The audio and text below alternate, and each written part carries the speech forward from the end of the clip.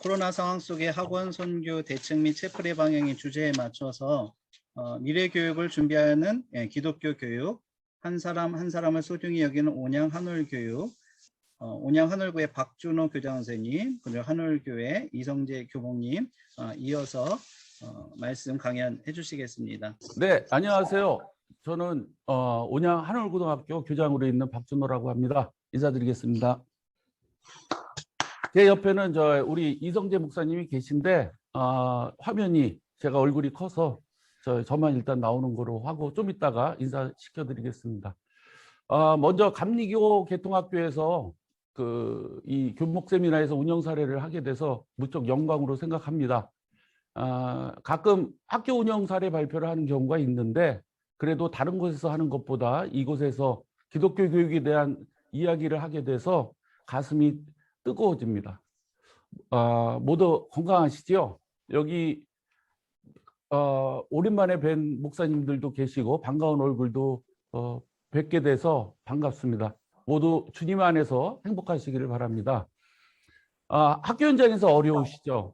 기독교 학교에서는 학생 예배를 그동안 모여서 드려왔는데 모이지도 못하고 매우 불편하고 어려운 일이 되어버렸습니다. 백신을 기대해 나아질 것을 기대하지만 두려움 때문에 예전처럼 자유로울 수도 있을지 모르겠습니다.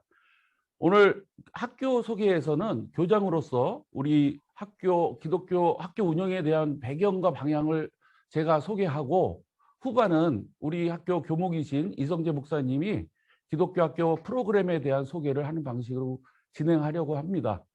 저는 유인물에 나온 글도 있지만 따로 제가 학교 배경에 관련해서는 제가 글과는 다른 내용으로 말씀을 드리려고 합니다. 먼저 그동안 우리 학교 분위기를 말씀을 드리면 작년 3월부터 비교적 빠른 시간에 선생님들이 온라인 수업으로 대처하셨고 그동안 당연히 해왔던 예배 활동을 못하게 되니까 우리 목사님들이 해볼 수 있는 방법을 찾아 여러 가지 시도를 하였는데요. 이제는 온라인 수업은 물론이고 예배와 활동을 색다르게 해보고 있습니다. 그러다 보니 예전에 느끼지 못했던 새로운 변화와 분위기를 느낄 수 있게 되었습니다. 하지만 온라인 수업이 과연 수업인가 하는 분위기도 있고 온라인 예배 이게 예배야? 하는 말씀도 많이 하십니다. 어떻게 생각하시는지요? 오늘도 우리가 이렇게 줌을 통해 만나게 되었는데 느낌이 어떠신가요? 사실 많이 다르죠. 여기 제가 있는 곳은 충청도 아산 온양입니다. 원래 정해진 회의 장소를 가지 않고 이렇게 편하게 만날 수 있어서 좋기는 하지만 아직까지는 저는 직접 만나 대면하는 것이 더 익숙하고 좋습니다. 그런데 재밌는 것은 아이들은 온라인이든 오프라인이든 똑같이 느낀다는 것입니다. 그러고 보니까 예전에 카페에 앉은 젊은 친구들이 마주보고 앉아서 카카오톡으로 대화를 나누고 있는 장면을 본 것 같습니다. 시간이 지나면서 아이들은 온라인에서 장소 구분 없이 선생님 수업에 얼마든지 교감할 수 있었고 오히려 더 좋다는 의견이 많아지고 있습니다. 다만 선생님들이 온라인 수업을 준비하는 방법과 준비에 따라 아이들의 반응이 달라지고 있어서 선생님들이 수업 준비하시느라고 무척 힘들어 하시는 것 같습니다. 그래도 대한민국의 교사의 수준이 높아서 생각보다 빠르게 적응해 가시는 듯 보입니다. 오히려 나이 드신 분들이 오히려 적극적인 경우도 많이 생겼습니다. 이 온라인 수업에 대해서 새롭게 제가 알게 된 것이 있는데 그것은 교실에서는 그동안 입을 닫았던 아이들이 채팅창을 통해 자유롭게 하고 싶은 말과 질문이 늘어나고 있다는 것입니다. 얼마 전 우리 학교 온라인 수업 때문에 스트레스를 많이 받은 과학 선생님 한 분이 온라인 대면 수업에 관해 이야기를 하시면서 요즘 카톡으로 학생들이 질문을 많이 해요. 특성화반 학생들이라 그전에 과학에 관심이 하나도 없는 줄 알았는데 오히려 과학이 좋다고 하네요. 하시면서 무척 좋아하셨습니다. 현재 우리나라에 엄청난 교육과정의 변화가 예고되어 있는 것을 아시고 계시죠? 고등학교는 고교학점제를 적용하면서 2025년을 지나 2028년에는 미래교육과정이라는 새로운 교육과정으로 전환을 예고하고 있습니다. 그러면서 대학 입시 제도도 변경한다고 예고한 상태입니다. 물론 그동안에도 정부는 여러 번 교육과정을 바꿔왔지만 목적을 얻지 못하고 결국 입시 늪에 빠져 학교 변화를 이끌어내지 못했습니다. 그러다 보니까 우리 선생님들은 크게 실감하지 않는 것 같아요. 뭐 내년이면 정권 바뀌면 또 바뀔 거야. 지금까지 그래왔잖아 하시는 말도 하십니다. 그렇지만 사회적으로 4차 산업혁명, 인공지능, 또 인구 감소, 코로나 팬데믹 등으로 어쩔 수 없는 변화와 혁신이 예고되고 있습니다. 저는 이번에 개인적으로도 교육은 변화해야 된다고 또 달라져야 된다고 생각하고 있습니다. 그리고 이번에 올바르게 안 바뀌면 우리 기독교 학교의 미래도 한참 늦어질 거라는 생각을 합니다. 그것을 위해 기도하고 있습니다. 이렇게 변화의 길목에서 기독교 학교는 변화의 중심이 되기를 바랍니다. 학교는 교육과정이 중요합니다. 무엇을 어떻게 배우는지에 따라 같은 포장을 해도 그 내용이 달라지기 때문이죠. 저는 무엇보다 기독교 학교의 교육과정이 최고의 선생님과 최고의 프로그램으로 운영되어야 한다고 생각합니다. 보통 학생을 보면 그 부모님을 상상하게 됩니다. 모범 학생이든 문제 학생이든 비슷합니다. 그들의 행동과 말에서 부모님들의 모습이 보입니다. 저는 학생들 중에 예의 없고 문제 많다고 하는 학생들과 친하게 지내고 있습니다. 이 친구들이 교장하고 친해지니까 자주 교장실로 불쑥 놀러와서 이런저런 이야기도 합니다. 그런데 그 아이들에게 인사와 예의를 갖추어 대하면 바로 배워 바뀌는 모습을 많이 보았습니다. 처음에 만나 경기할 때는 안녕하세요 하는 의식적인 얘기를 했다가 좀 친해지면 목소리가 안녕하세요 하는 아주 상냥한 인사로 그 느낌이 확실히 달라지고 있습니다. 그동안 학생들은 배우지 못했거나 공감을 받지 못했던 거지 반항아가 아니었던 것입니다. 거꾸로 우리 모습을 다시 생각해 보았습니다. 왜 이렇게 됐을까? 아까 전에 말씀하셨던 한국 기독교가 오랫동안 대한민국의 교육의 선구자로서 많은 기여를 해왔는데 지금은 왜 어렵다고 할까? 먼저 제 개인적인 얘기를 드려볼까 합니다. 저는 모태신앙입니다. 서울 청량리역 근처 개척교회에서 성장했습니다. 저 사진은 제가 제 아들과 제가 태어나서 어렸을 때 성장했던 곳에 가서 같이 사진을 찍은 사진입니다. 그러다가 국민학교 때 먼 신촌에 있는 부가연동이라는 곳으로 이사를 가게 돼서 주일이면 모든 가족이 시내버스를 타고 서울 서대문 아현동에서부터 청량리까지 예배를 드리러 다녔습니다. 그런데 중학생이 되어 학교 친구를 만나 집 근처의 아현감리교회를 다니게 되었는데 중고등부 자체가 없던 작은 개척교회에서 어른들과 함께 예배를 드려오던 제가 갑자기 많은 숫자의 학생들과 함께 교회 학교를 다니게 되니 하고 있는 활동이 너무 재밌고 좋아서 금방 빠지게 되었습니다.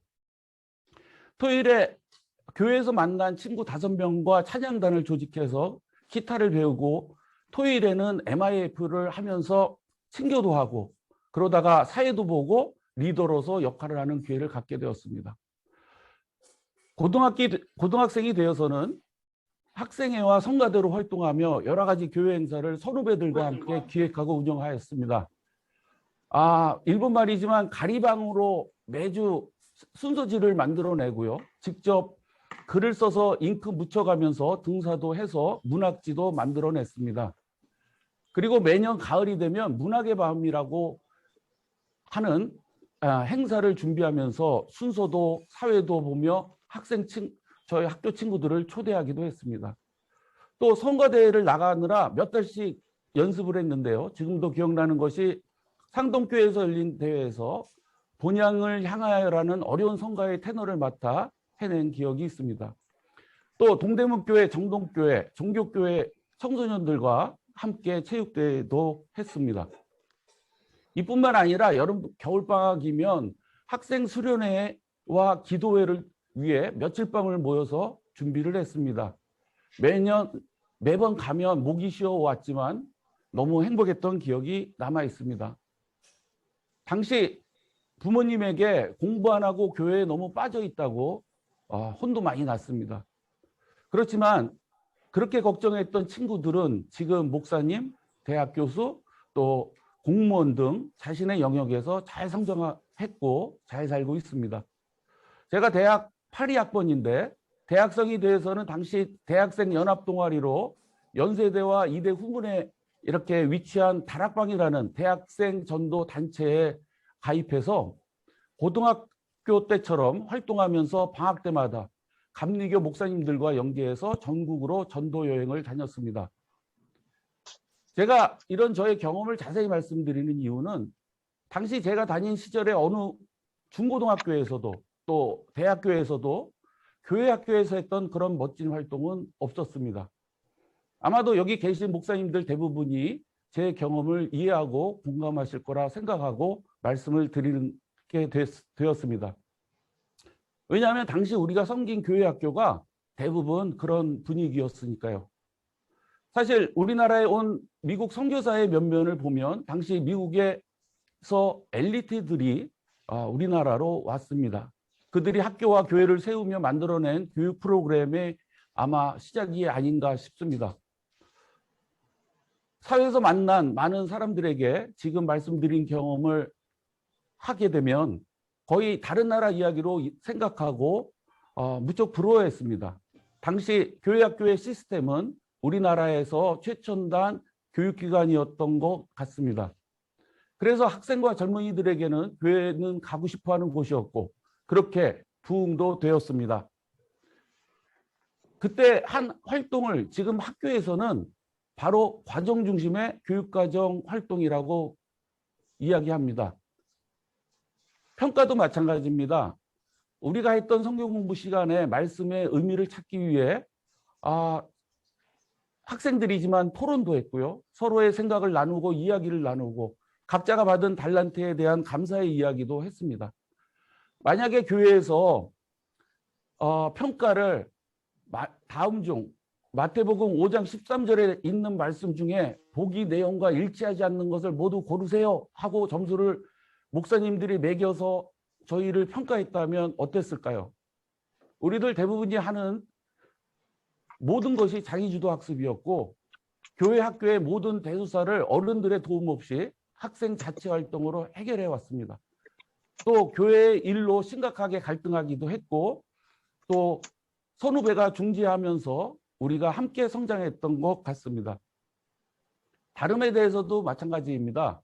저는 못된 신앙인으로 교회 학교를 통해 성장했습니다. 그래서 지금 저의 가치관은 기존 유교적인 한국인의 정서보다는 그리스도인의 기준을 살아가고 있다고 생각합니다. 왜냐하면 어릴 적부터 그렇게 부모님한테 듣고 말씀으로 기도로 성장했기 때문입니다. 그런데 상대적으로 우리 부모님 세대는 투철한 믿음으로 선구자적인 신앙생활을 하셨지만 내면에는 유교적인 환경에서 성장한 배경의 차이를 지금도 확연히 느낄 수 있습니다. 아마도 우리 후배 세대는 각각이 더 다르겠죠. 그래서 저는 세대에 대한 차이를 이해할 때 아예 외국인이라고 생각하고 대화를 하려고 합니다. 왜냐하면 외국인에게는 모르는 게 당연하니까 오해하지 않고 친절하게 우리가 설명을 하잖아요. 그렇게 다른 배경, 공간에서 자란 사람들이 모여 있는 곳이 학교라고 생각합니다. 그렇게 서로 다른 배경에서 성장한 선생님들이 주 안에서 하나 되고 하나님의 교육을 위해 최선을 다하는 것이 최고의 교육이고 미래의 학교의 모습이 아닐까 생각합니다. 그 다음은 하나님이 하실 것이라고 저희는 믿고 있습니다. 이제 말씀을 정리하려고 합니다. 저에게 학교 교육은 어떻게 경영하고 미래의 교육을 어떻게 준비하냐고 물으시면 제가 경험했던 그 시절의 교회 학교에서 경험한 것처럼 미래 교육 과정에서 강조하는 과정 중심 교육, 자기주도 학습, 학생 자치를 통해 좋은 학교로 완성시키고 싶습니다. 기독교의 가치를 담은 학교 교육으로 소금과 빛이 되는 인재를 육성시키고자 합니다. 이제 이야기를 마치고 우리 이성진 목사님한테 마이크를 넘기겠습니다. 여러분을 만나 뵙게 돼서 행복합니다. 감사합니다.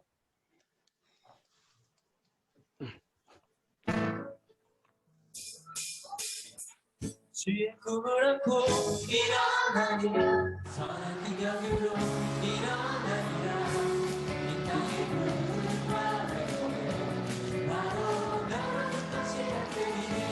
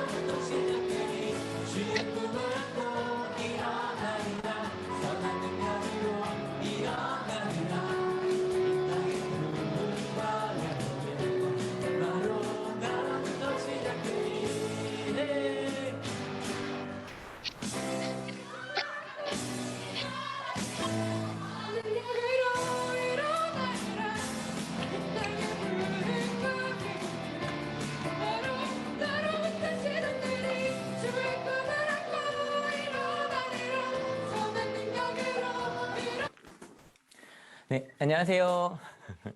예, 원양하늘고등학교 이성준 목사입니다.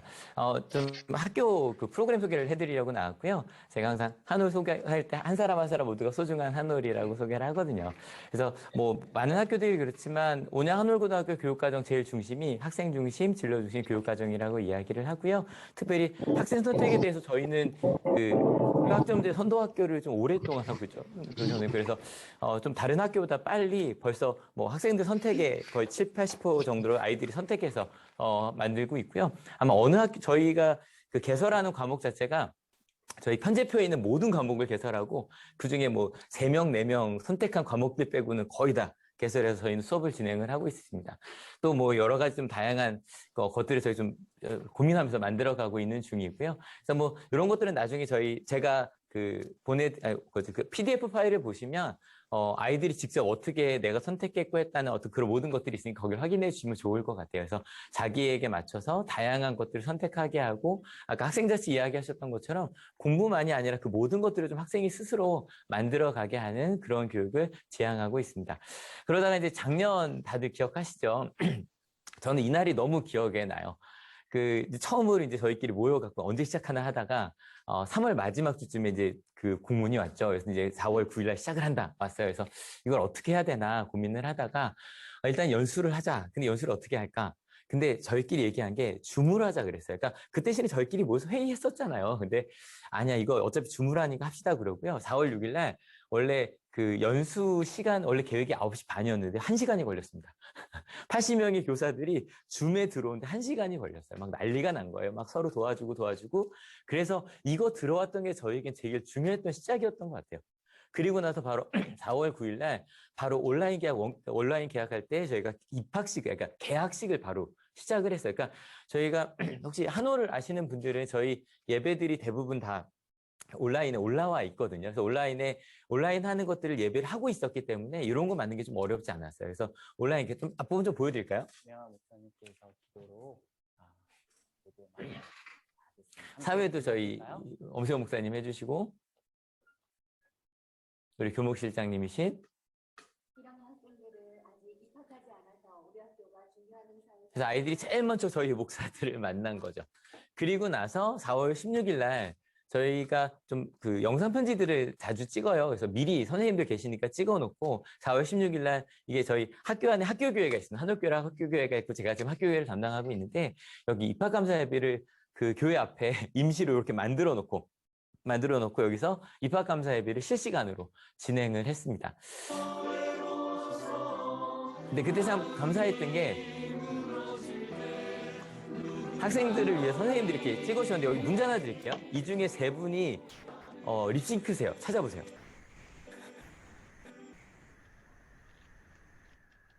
예, 말해도 된다고 했던 우리 규찬 쌤. 그래서 집에 있는 학생들을 위해 저희가 이렇게 영상을 보냈고요. 그리고 나서 스승감사 예배 5월 15일이 되는데 아시죠? 그때 아무도 학생들 원래 고3들이 학교 오기로 돼 있었거든요. 한 주가 더 밀렸어요. 그래서 저희가 어떻게 준비를 했냐면 재학생들이랑 졸업생들이 같이 집에서 영상을 찍어서 보냈어요.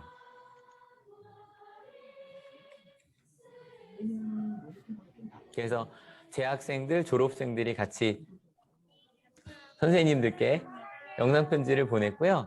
그때 저희가 학교에 있는 선생님들 모습을 아이들한테 좀 보여주고 싶어서 이렇게 만들었었어요. 그래서 아무도 없는 학교 작년에 기억하시죠? 운동장도 아무도 없고 선생님들, 학생들을 기다리고 있던 그때 모습이에요. 그래서 아이들도 이때 아무도 학교에 등교하지 않고 이제 온라인 수업이 진행되고 있었지만 아이들이 되게 요 모습이 되게 짠해 선생님 막 인사하시고 나중에 급식실까지 다 보여드렸거든요. 그리고 나서 드디어 5월 20일 날 학생들이 이제 등교하기 시작했죠.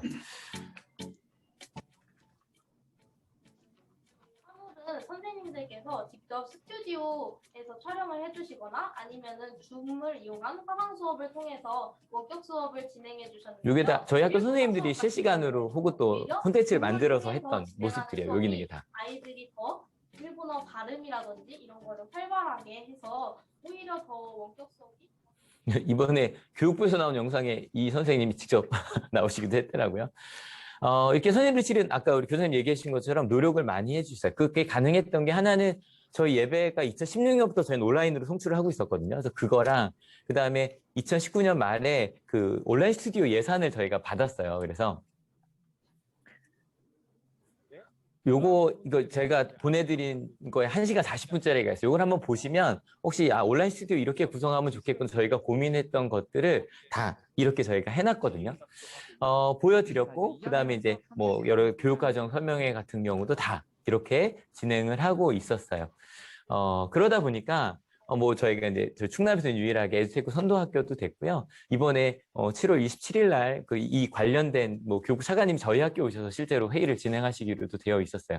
그리고 또 수업 같은 경우도 저희가 학생들이 참여하는 그런 과정 중심 교육을 하려고 많이 노력을 했기 때문에 뭐 국어과든 다양한 과들이 직접 토론하고 만들어가는. 근데 아시겠지만 한올고등학교는 아주 그냥 아주 평범한 학교예요. 정말 200점부터 심지어는 50 몇 점까지 다 오는 그런 학교여서 아이들이 실제로 토론하고 이런 수업을 선생님들이 이미 만들고 2010년부터 만들고 실제로 하고 있었고 그런 결과물도 나오고 있었어요. 그래서 그런 과정 가운데 이제 시작은 이제 제가 1학년 진로를 제가 맡고 있거든요. 환경도 어떤 직업 환경은 T는요 이 논리라는 거 제가 여기서 지금 제가 수업하고 있는 장면이에요. 논리라고 표현하거든요. 그럼 어떤 게 그래서 논리냐면 실은 아이들이 너희가 얼마나 하나님이 만드신 소중한 사람인지를 알려주고 싶었어요. 그래서 아이들과 함께 그런 수업을 지금 19년째 만들어서 가고 있고요. 그래서 그냥 보시기에 괜찮아 보이시죠? 고개 끄덕여 주세요, 목사님들. 네. 그래서 만족도는 괜찮은 편이었어요. 그래서 매우 만족 59%, 만족 31.9%, 그리고 저를 음해하려는 세력 0.6%가 존재하고요. 무엇보다 이제 아이들이 1학년 와서 저를 이제 1년 동안 만나잖아요. 그리고 저희만의 좀 자랑이 있습니다. 풍경이라니 정말 색다른데. 팬데믹 전 모습이고요. 저희가 원하는 꿈을 찾아줄 수 있는 그런 계기를 마련해주는 학교가 이렇게 될 수 있었던 이유. 이게 2009년에 만든 캠프고요. 지금도 진행하고 있어요. 그래서 이건 1박 2일, 그러니까 이틀 캠프예요. 자는 건 아니고 1교시부터 7교시까지 월화를 진행을 하는데 저희가 원래 2학년까지 공강점제 그 전까지는 저희가 2학년까지 진행을 했거든요. 매 학기마다 이틀씩 한 반씩 14시간을 진행을 했어요. 그리고 이걸 하다 보니까 아이들 전체도 좀 이야기를 해볼 필요가 있겠다. 캠프라이 제로라고 2014년부터 만들어서 이거는 이제 3월에 오자마자 1박 2일로 캠프를 떠납니다. 근데 요걸 좀 보여드리는 이유가 이게 가능했던 이유가 저희가 그 리더 시스템이 잘 돼 있어요. 그래서 2학년 언니들이 여기 다 2학년들이거든요. 한 반에 4명씩 배정이 돼요. 여기 지금 몇 학년 몇 반 1-1에서 이틀 내내 요거 들고 다니면서 아이들이 듣는 모든 프로그램, 그러니까 학습센터 생각하시면 돼요. 저희가 딱 교회 다 목회자들이기 때문에 학습센터처럼 아이들에게 제일 필요한 것들을 막 울게도 하고 웃게도 하고 재밌게도 하고 이런 것들을 진행할 때 8명, 저희 전사님이시고 8명씩 애들이 데리고 다니면서 그걸 다 인도를 해주는 거예요. 그래서 이렇게 하다가 작년에 이걸 못했죠. 작년에 이걸 못했고 근데 올해 드디어 했어요. 근데 나가지 못하고 학교에서 진행했습니다.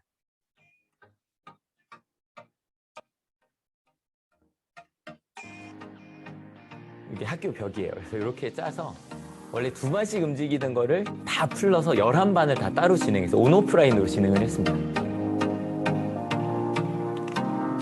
예를 들어 제가 맡은 게 2시간이면 1시간을 온라인으로 틀어주고 1시간 뒤에 가서 하고, 근데 제가 그때 동반 경기로 들어가 있어서 전 2시간 전체를 다 영상으로 만들어서 학생들한테 그렇게 진행을 하고 있었어요.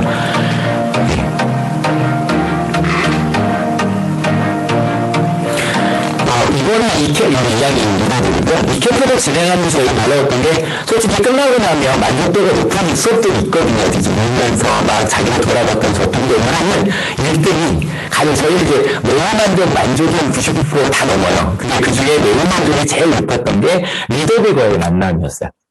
그렇게 아이들과 만나게 되는 그런 것들 이제 진행하고 학기마다 이렇게 진행을 해나갑니다. 그래서 요거는 좀 보여드리기 부끄러운 게 위켄플라이 1 같은 경우는 지금 거의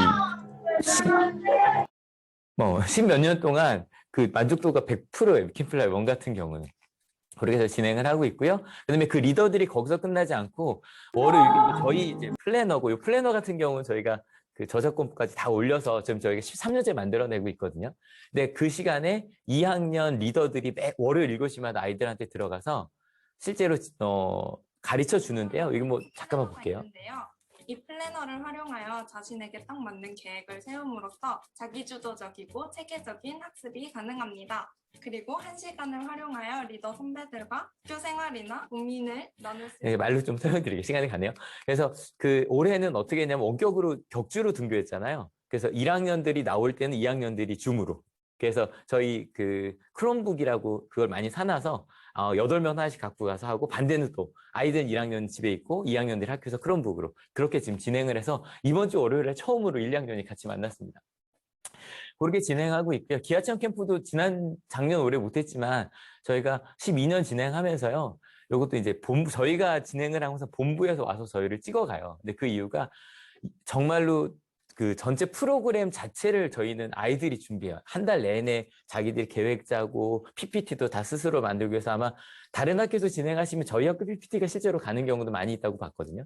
근데 그렇게 리더들이 진행하고 만들어가는, 또 공간도 많이 좋게 만들고 있어서 아마 뭐 7월 27일 날 그 교육부 전체 하는 거니까 혹시 보시면 학교가 이렇게 바뀌어가고 있구나 아마 보실 수 있을 것 같아요. 그리고 무엇보다 아이들이 나중에 기억하는 게 선생님들이 되게 열심히 하고 계시다라고 기억하는 학교가 원양하늘 고등학교입니다. 착신 통화만 받거나 거절.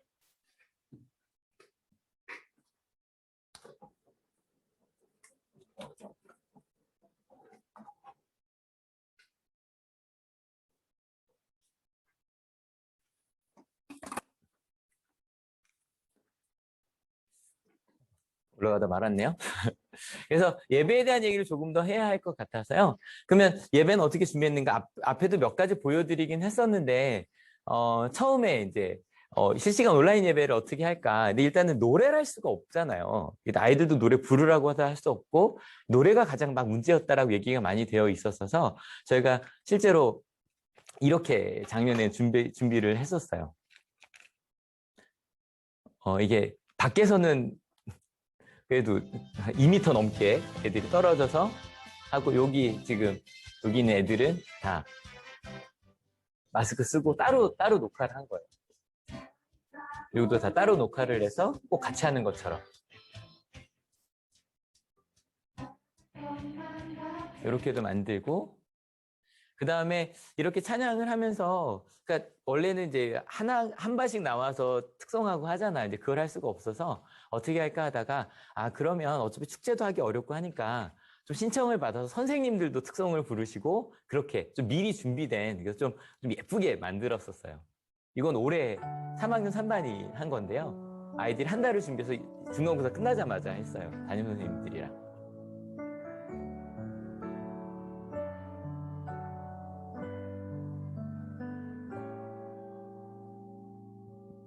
이렇게 아이들이 나눠서 부르고 애들이 화장이 예쁘게 돼 있는 게 전날 졸업식 촬영을 했습니다. 그래서 화장이 잘 되어 있었, 교복도 되게 잘 입고 있었고요. 그리고 요건 뭐 이런 식으로 아이들이 이것도 다 찬양이에요. 그래서 춤 같은 거 아이들이 만들어서 그러니까 좀 아이들이 준비한 만큼 좀 잘 보여주고 싶어서 저희 목회자들도 지금 편집 실력이 많이 늘었습니다. 요거는 올해 3학년들이 또 함께 했던 그런 찬양들이 있고요. 요것도 다 링크해 드릴게요. 그러다 보니까 선생님들도 많이 준비해 주셔서 요거 같은 경우는 졸업식 날 저희가 원래 졸업식 날 그 선생님들 아이들한테 파송의 노래를 불러주고 있거든요. 근데 이거를 이렇게 다 같이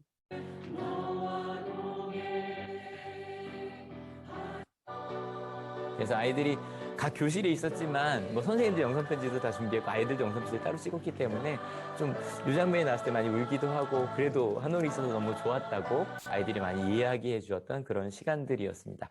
그래도 어떻게 아이들의 마음을 함께 할 수 있을까? 저는 항상 예배도 그렇고 종교 수업도 그렇고 제일 중요한 건 하나님의 사랑을 느끼게 해주는 거라고 생각을 하거든요. 그래서 어떻게 마음을 나눌 수 있을까? 영상 편지도 실은 그래서 준비를 하는 거였어요.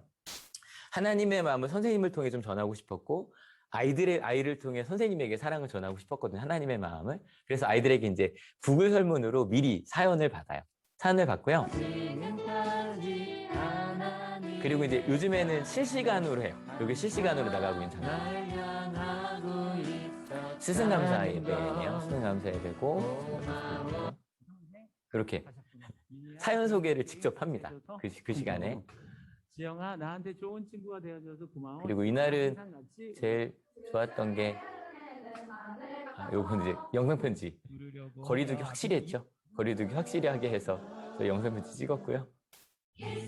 그 다음에 그 선생님들만 오디토리움에 모셨어요. 모셔서 선생님들께 그 꽃 달아드리고 아이들이 준비한 편지와 함께 꽃을 달아드리고 이제 아이들은 집에 있는 거죠. 그래서 참 오랜만에 아이들을 뭐 소강당이지만 오디토리움에 놓고 같이 예배를 하니까 너무너무 행복했었어요. 그리고 이건 이제 중학교인데 중학교 같은 경우는 이게 이제 중학생들도 자기들이 뭔가 하고 싶다 그래서 어떻게 찬양하고 예배하고 어떤 율동 같은 것들을 아이들이 미리 좀 이렇게 준비를 합니다. 그래서 아이들이 이렇게 율동합시다라고 하면 이제 그 다음에 바로 그 율동을 좀 같이 하기도 하고요.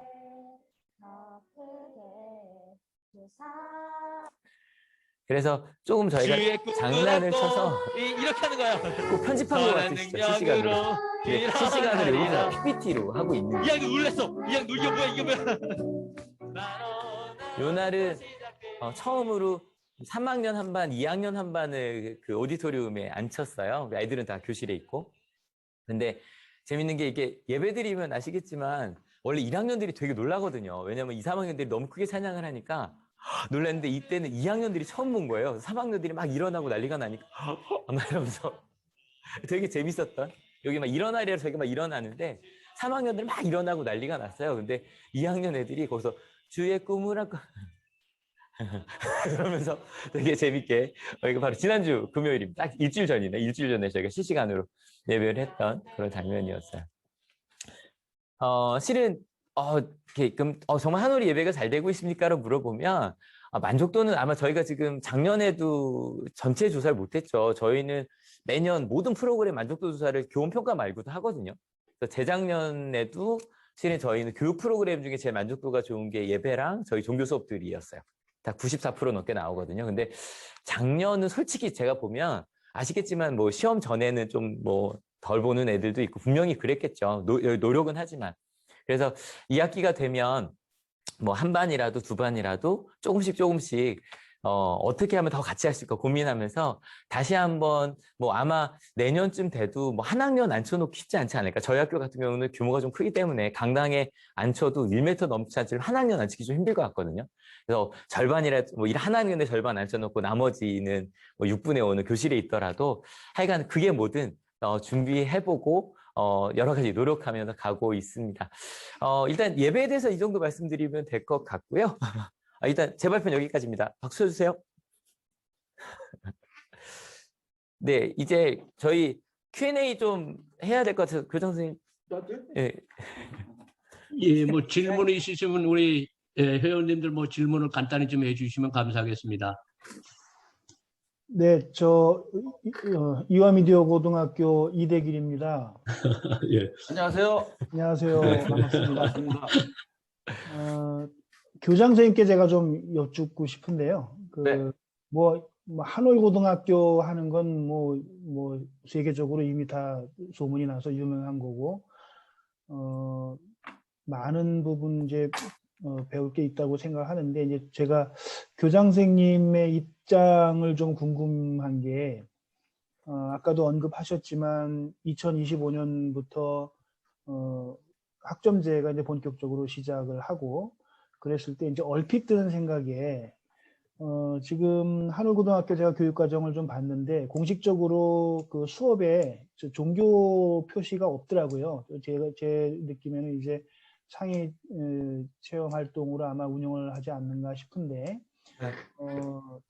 일반 학교, 이제 종교과가 공식적으로 편성된 학교 같은 경우에는 염려되는 게 이 학점제가 본격적으로 실시가 되면 어쨌든 학생들의 선택폭을 넓힌다고 하는 의미에서 이제 좋은 상황이긴 하지만 상대적으로 종교과가 좀 위축되지 않겠느냐 하는 그런 염려들을 좀 가지고 있거든요. 맞습니다. 이런 부분에 직면한다고 했을 때 만약에 교장 선생님께서 그런 입장이 되셨다면 어떤 액션을 취하실 수 있을지, 어떤 정책을 펴실 수 있을지, 그 부분에서 혹시 저희 교목님들에게 좀 팁이 될 만한 그런 이야기를 좀 들려주시면 좋겠습니다.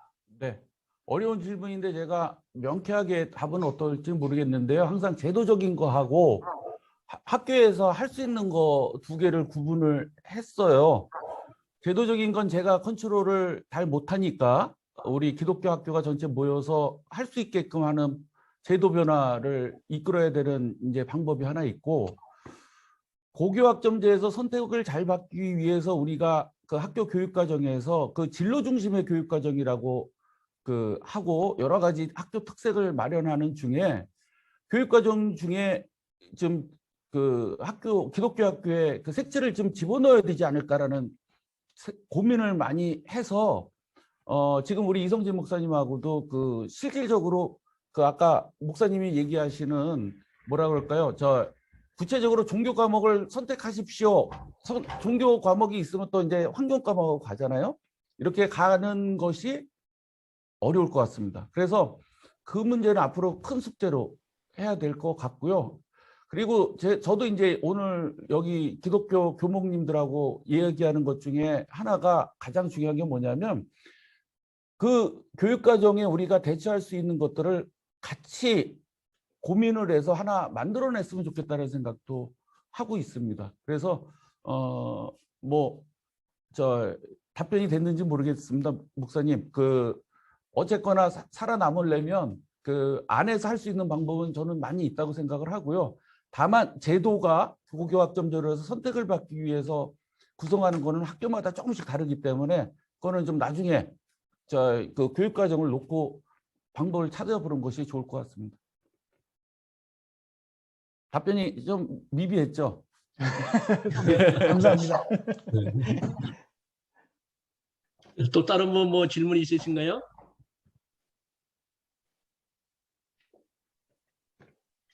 교육과정과 관련해서는 한번 별도의 시간으로 좀 한번 고민해 볼 필요는 굉장히 있고요. 고교학점제를 보는 것보다는 그 다음 거를 봤으면 좋겠다는 생각을 합니다.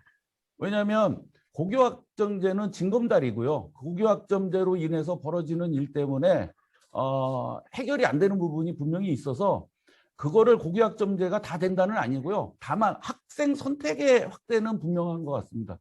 그리고 지금 이제 개선하는 것이 뭐냐면 평가인 것 같아요. 평가인 것 같고 그 평가에 대한 교사들이 이제 어떻게 반응하느냐에 따라서 다른 건데 그거는 이제 사실은 좀 깊은 얘기라 딱 이렇게 한마디로 말씀드리긴 뭐하고요. 나중에 한번 기회를 마련해서 목사님 뵙기로 하겠습니다. 예, 교장선생님, 제 온양 한올고는 전에도 그런 느낌을 가졌지만 지금 우리 이성재 목사님을 중심으로 하시는 그런 여러 프로그램들이 네. 그냥 단순히 그 학교 교육 안에 프로그램 몇 개 배치하는 수준이 아니라 학교 교육 과정 그 구조 자체를 재편성하는 그런 작업이라고 보여지거든요. 네. 그런 면에서 그 어려움이 많을 거라고 생각이 들어요. 네. 어떤 그 현실적으로 부딪히는 어려움이 어떤 게 있었고, 그런 시도를 하기 위해서 특별히 우리 학교가 염두에 두어야 할 게 뭐가 있을지 좀 그 경험 하신 내용으로 좀 사례를 좀 말씀해 주시면 좋겠습니다. 제가 정확하게 위켄 플라이나 이런 거를 만들 때 실질적인 어려움이 있었는지 있었죠. 그러니까 구조를 바꾸는 거잖아요. 네, 네. 예, 구조를 재편성하는 거라. 네, 맞습니다. 그러니까 그러니까 한마디로 어떤 방법이 있어서 그거를 통한다고 그러는 거는 없는 것 같아요. 그러니까 그때마다 필요하면 기도했고요. 그때마다 나타나셔서 했던 우리 선생님들이 계셨다라는 거죠. 근데 그분들이 별 특별한 분이 아니라 우리 안에 있는 사람들이어서 더 감동을 받을 수 있었는데, 제 생각에는 글쎄요, 아까 제가 이제 말씀 중에 그런 경험을 한 사람들, 그러니까 교회학교, 우리 청소년기에 그 교회학교를 통해서 경험해서 거기에 대한 감동을 받은 사람들만이 지금 우리가 하고 노력하는 것이 단순히 업무다, 이게 내가 뭐 어디까지 해야 되느냐 하는 그 계량적인 거하고를 좀 넘을 수 있지 않을까 생각을 하고요. 프로그램은 뭐 예를 들어서 제가 요즘 많이 찾아뵙고 존경하는 분이 우리 충남의 삼성고등학교라고 있습니다. 그리고 아마 국가가 지금 교육과정을 모델로 지금 삼는 게 충남 삼성고등학교라고 하는 삼성이 만든 학교인데, 거기 박하식 교장 선생님이라고 계세요. 그 박하식 교장 선생님이 민사고에서 교사 생활을 하셨고, 경기외고 외고도 설립하신 아주 유능하신 분인데 삼성고로 오셨죠. 근데 그분이 남산감리교회 고등부 출신입니다. 그리고 저희 매형하고 선후배 관계라 그래서 만나 뵙고 와서 굉장히 좋고, 그 학교의 교육과정을 2년 전서부터 선생님들하고 짜셨는데요. 거기 내용이 놀랍게도 기독교 학교에 갖고 있는 가치입니다. 그러니까 지금 기존에 있던 우리 프레임들이 너무 강한 것 같아요. 우리 선생님들이나 우리가 이제 뭐라 그럴까요? 제가 느끼는 정서는 뭐냐면, 우리가 너무 공립화돼 있다? 아니면 너무 관료화돼 있다? 우리는 분명히 사립학교를 다니는데, 물론 모델로 해서 제도라는 것들을 우리가 이제 준공무원이라고 하나요? 그래서 지키는 것까지는 좋은데, 우리가 모든 거를 공립처럼 제도화해서 그거를 지키는 것처럼 되지 않았나? 그래서 아까 전 유교적인 게 아니라고 얘기를 드렸던 게 뭐냐면, 유교가 싫다는 게 아니라 그들이 갖고 있었던 신분제, 그들이 갖고 있었던 개념, 양반이 뭐 이희승 씨가 뭐 얘기했던 뭐 딸깍발이라는 어떤 소재에서도 보면, 양반들은 시키기만 하고 일은 하인들이 하는 거잖아요. 그런데 저는 기독교 학교에서라면 교장이 또 교목이 능력이 되는 앞에서 보여주면 분명히 모이는 사람이 저는 있다고 봅니다. 그러니까 제가 어떤 소신을 갖고 있냐면, 제가 나서면 친구들이 많이 모여요. 왜냐하면 재밌으니까요. 학교에서도 마찬가지입니다. 학교에서도 제가 교장이라 하는 게 아니라 어떤 그 공감대가 있는 것 같아요. 그래서 거기서부터 시작되는 게 아닐까. 그래서 우리가 나로부터 시작할 일을 제가 좋아하는 것도 뭐냐면, 우리 목사님하고 2002년도에 이 노래 꼭 좀 불러주세요 라고 했고요. 우리가 졸업할 때는 사명이라는 노래 부르죠. 파송의 노래 부르죠. 그래서 스토리를 만들어 가고는 있습니다. 거기에 우리 선생님들이 공감하시는 거죠. 그래서 그러다 보면 각자의 선생님들이 다 능력이 제가 보기에는 대한민국 교사들은 능력이 있는 것 같아요. 방법을 통제하거나 아까 얘기했던 관료의적인 생각으로 너무 그분들이 이렇게 가야 된다고만 너무 조율을 하다 보면 그건 끝없는 물음이 나올 것 같고, 다만 이제 갖고 있는 아이들 아까 이렇게 보면 거기서부터 해결을 하다 보면 시간이 가면서 성장하는 게 아닌가 저는 싶습니다, 목사님. 예, 제 말이 그 정도로. 네, 고맙습니다. 네. 네, 옆에서 있으면서 그 프로그램 짜다가 힘들었던 거 하나만 말씀드릴게요. 그러니까 만약에 저희가 아이들을 월화 이틀을 모아놓잖아요. 모아놓으면 아이들이 만족도가 90%가 넘어가도 선생님들, 그러니까 저거 힘들었었어요. 애들이 그 수준별 수업할 때는 선생님들이 애들이 세 반씩 묶여 있는데 수준별 수업 때문에 애들이 몇 명씩 빠지니까 그거 힘들다. 근데 다행히 그것도 잘 버텼어요. 그러니까 교장 선생님이 버텨주셨고, 이게 옳으니까 가자라고 하셨고, 아이들이 전반적으로 믿어주었고, 그러다 이제 수준별 수업이 없어지니까 그 문제 좀 사라지고, 2학년 같은 경우는 이제 다 선택 수업이 되니까 2학년은 포기할 수밖에 없었거든요. 근데 그 과정 중에 저희 김시영 이제 교육과정부장님이 심지어는 그 교육부랑도 연결을 하면서 이게 그 교육과정 틀 안에 가능하다고 하시더라고요. 다 그게. 네. 그래서 저희 했던 게 1년 빼고는 다 교육과정 안에 다 넣어서 갔거든요. 이 프로그램들을 다. 그래서 이게 심지어는 충남교육청에서 이게 어떻게 가능한지까지 그 부장님한테 물어볼 정도로. 그러니까 교육과정을 좀 공부를 좀 많이 하면 우리가 우려하고 있는 것들 있잖아요. 교사 채용에 대한 문제서부터 물론 제도에 대한 제한은 있는데 저희가 너무 좀 겁을 내는 면이 없지 않아 있는 것 같아요. 충분히 지금 제도 안에서도 어느 정도는 구현할 수 있고요. 이게 저희가 너무 이제 많은 두려움 때문에 그런지 선생님들, 내가 저번에 우리 목사님한테 요즘 저희 학교 많이 찾아오시는 분들한테 저희 이렇게 설명할 때 여기 교회입니다라는 얘기를 해달라고 부탁을 했어요. 왜 그러냐면 요즘 뭐 종교에 대한 그 억압이 있다 그래서 학교 안에 교회가 있다 그러면 어떻게 생각할까? 저도 처음에는 이제 여기는요 명상실이고요 뭐 이렇게 했는데, 제가 많은 분을 만나다 보니까 학교 안에 교회가 있다는 것 자체를 부러워하시더라고요. 그분들도 아마 기독교인이었던 것 같아요. 그래서 뭐 지금 여기까지 왔는데 부끄러워할 게 뭐 있나 싶어서 목사님 우리 합시다 뭐 정도 했고요. 뭐 나쁜 일 하는 것도 아니잖아요. 주의 일을 하는데 이제는 좀 당당해져야 되지 않을까 이렇게 생각을 하고, 그러다 보면 뭐랄까요, 길이 열리고 또 뭐 아이디어는 모를까요? 그렇게 너무 많아서 그 선생님들이 워낙 좋은 아이디어들을 많이 갖고 계셨어요. 그거를 이제 지켜나가기만 하면 될 것 같아요. 저 항상 이렇게 모호하게 얘기합니다. 그러면 나머지는 선생님들이 알아서 디테일을 짜오세요.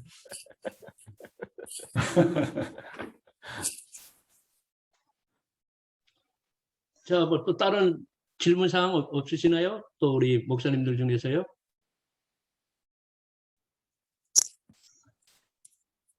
예, 그럼 이제 없으신 걸 하고요. 우리 다음 세미나로 또 이렇게 넘어가도록 하겠습니다. 우리 감사합니다, 우리 두 분. 네, 감사합니다. 목사님도 네, 감사하고요. 감사합니다. 교장 선생님, 감사드립니다. 감사합니다. 영상 어떻게 만들어지는지, 스튜디오는 어떻게 꾸며지는지 이런 자세한 내용들이 여러분 그 자료, PDF 자료에 다 있습니다. 그래서 여러분 그 교목회 밴드에 가셔서 다운 받으시면 거기에 대한 뭐 자세한 내용들이 유튜브에 다 올라가 있고 그 주소들이 전부 다 있습니다. 그래서 클릭을 하셔 보시면서 이해하시면 되겠고요. 또 궁금한 건 있으면 하늘고등학교로 직접 또 문의하시면 될 것 같습니다. 네, 이상이고요. 다음 제가 이제 강의 소개해 주시겠습니다. 제가 이제 나 박사님 좀 이렇게 강사 소개 잠깐 하고 우리 나 박사님 이제 강의를 듣도록 하겠습니다. 나인드 박사님은 모건대학교 신학대학하고 대학원 졸업하시고요. 미국 난감리교 대학교 신학 석사를 이렇게 하시고요. 시카고 신학대학교 철학 박사십니다. 그리고 현재는 기독교 대학관 내 신앙과 직자위원으로 계시고요. 한국 실천신학회 예배학회 회원이시고요. 동서철학회 이사입니다. 주요 저서로는 예배와 삼일체 하나님, 예배 언어의 실행, 그리고 주요 논문을 많이 갖고 계십니다. 이렇게 좀 강의를 부탁드렸습니다. 자, 우리 나 박사님 이제 좀 강의 부탁드리겠습니다. 소개받은 대로 지금 대전 모건대에서 예배 설교를 가르치고 있습니다. 하여튼 뭐 지금 기회를 주셔서 감사를 드리고 또 조금 전에 그 기독교 중고등학교가 어떻게 운영되는 또 그 예를 제가 잘 들을 수 있어서 잘 봤고요. 그 역시 저는 그 아날로그 세대구나라는 걸 다시 한번 느꼈습니다. 원래 올려오는 동영상과 들어보니까 뭐 엄청나게 준비를 많이 했습니다. 그 교육이 중요하다는 거는 뭐 말할 필요가 없다고 생각됩니다. 그러니까 좁은 의미의 교육학이라는 의미가 아니라 교육이라는 것이 사람을 형성해가는 거지 않습니까? 그러한 의미에서 큰 틀 안에서 한국이 바로 나아가기 위해서는 다시 말씀드려서 한국이라는 사회가 개혁되기 위해서 경제도 얘기하고 정치도 많이 얘기하고 뭐 얘기할 것 많이 있겠죠. 그러나 어느 사회가 개혁되기 위해서는 인간을 형성해 가는 교육이 제일 중요합니다. 그러니까 교육이 개혁되지 않고는 절대 그 사회는 개혁될 수가 없습니다.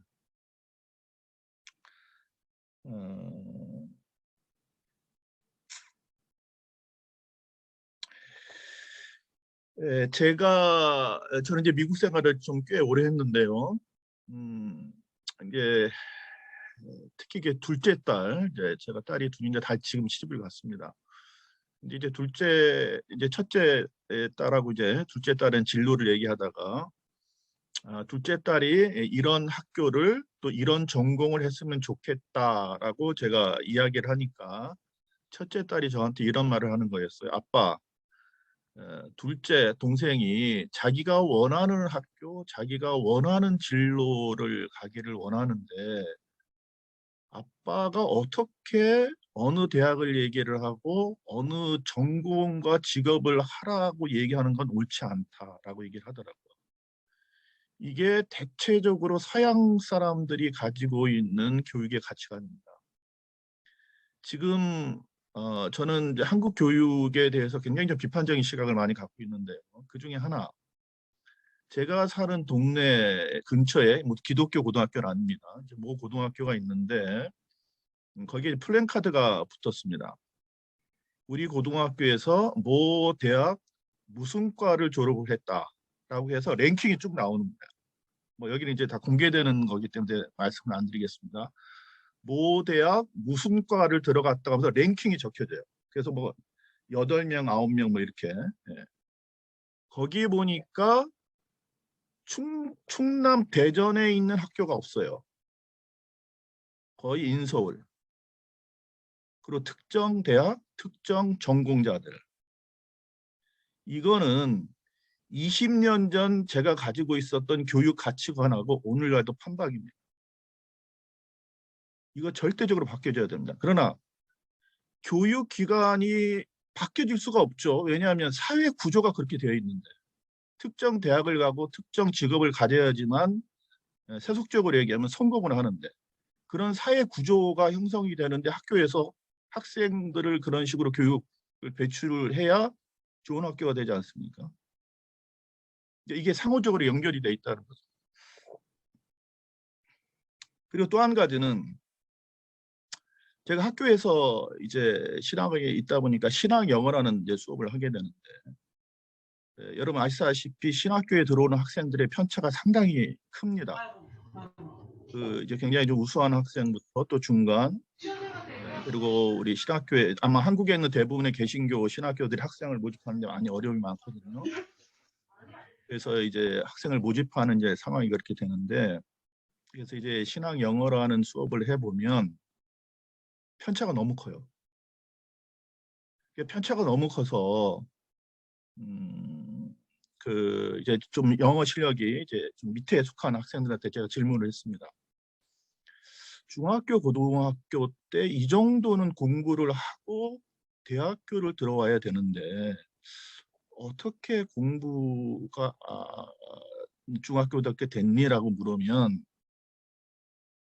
하위 그룹에 있던 속해 있는 학생들이 저한테 뭐라고 그러냐면 중학교 고등학교 때 영어를 안 했습니다 이런 얘기. 그래서 제가 물론 지금 지금 체포이고 지금 신앙적인 얘기하는데 좀 뭐 엉뚱한 얘기를 하십니까 이런 얘기를 하는데 자 보세요. 중학교 때 수학이나 영어를 단계별로 올라갈 때 한번 놓치기 시작하면 못 쫓아갑니다.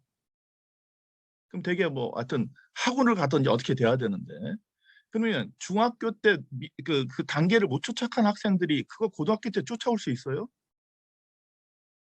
근데 이런 그 교과 과정에 문제가 있다는 것을 이제 교육계의 그 고위직에 있는 분을 제가 우연히 만날 기회에서도 제가 뭐 건의 겸 얘기를 드린 적이 있는데 그런 문제는 공감을 하더라고요. 그러면 예를 들어서 중학교 때 공부를 못했던 아이들이 6년간을 수업 시간에서 뒤에서 이제 쫓아가지 못했을 때 그 학생들의 퍼센테이지가 얼마나 될 것이며 그런 학생들에 대해서 이제 교육 정책이 어떻게 반영이 되는가 하는 심각한 제가 문제의식을 좀 가진 적이 하여튼 제가 엉뚱한 얘기를 좀 했습니다만은 하여튼 그 지금 조금 전에 그 선생님들이 많이 노력하고 애쓰는 모습도 보면서 교육의 가치관에 있어서 대폭적인 수정이 있어야 된다는 아주 진지하게 좀 말씀을 드립니다. 예를 들어서 미국에 있는 많은 크리스찬 부모들도 상당히 교육의 가치관을 하여튼 뭐 한국과 마찬가지로 좋은 대학 또 좋은 직장을 갖기를 원하죠. 그래서 여러분이 생각외로 우리 특별히 한국 자녀들이 이제 물론 좋은 대학을 많이 갑니다. 그런데 알게 모르게 이런 게 있습니다. 좋은 대학을 갔는데 그 대학에 들어가서 그 대학을 마치지 못하고 탈락하는 경우가 상당히 많다고 그럽니다. 제가 퍼센테이지로 얘기하기 쉽지는 않지만 그 이유가 뭐냐면 중학교, 고등학교 때 한국 교육과 마찬가지로 엄청나게 교육을 이제 프레셔를 가지고 시키는 거예요. 그러다가 이제 대학교를 들어갔을 때 이 아이들이 어떤 고민을 하냐면 내 미국에 좋은 대학을 들어갔다가 내가 여기 왜 왔지? 내가 왜 이 전공을 한 건지?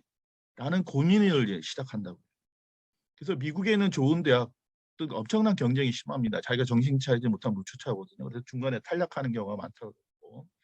그리고 또 한 가지는 저도 이제 목회를 하면서 이제 크리스찬 가정들을 만나보는데 좋은 대학 또 좋은 직장을 가지고 상당한 많은 수입을 올리는 그런 자녀들이 있습니다.